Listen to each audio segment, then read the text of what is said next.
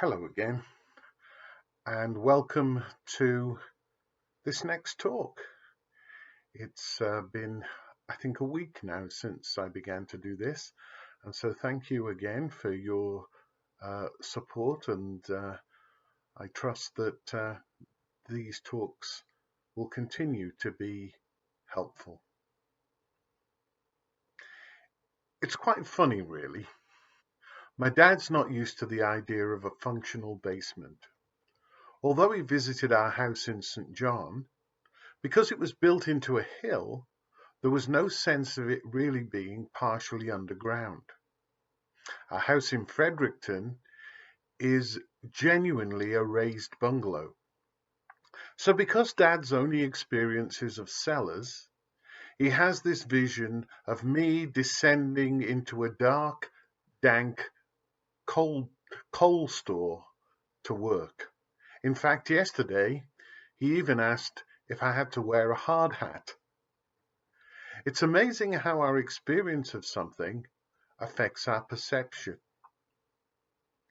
and the way that we see it.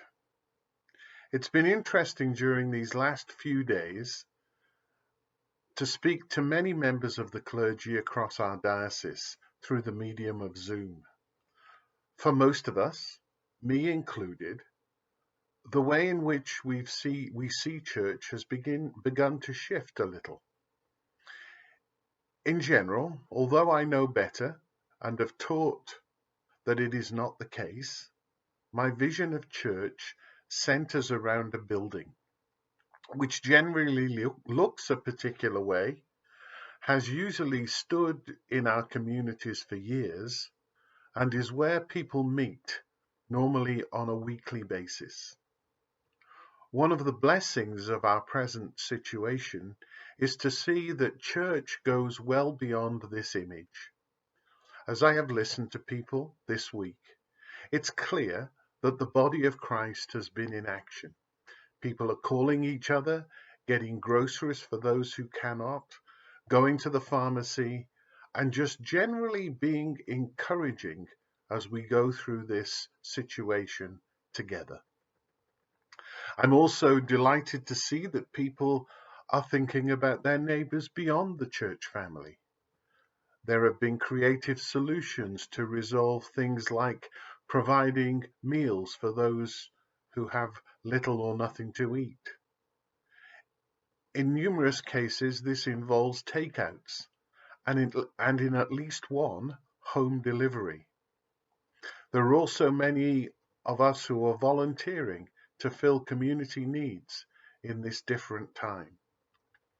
This afternoon, once again through the wonders of Zoom, I went to Toronto. I'm a member of the board of Wycliffe College, and we had a meeting.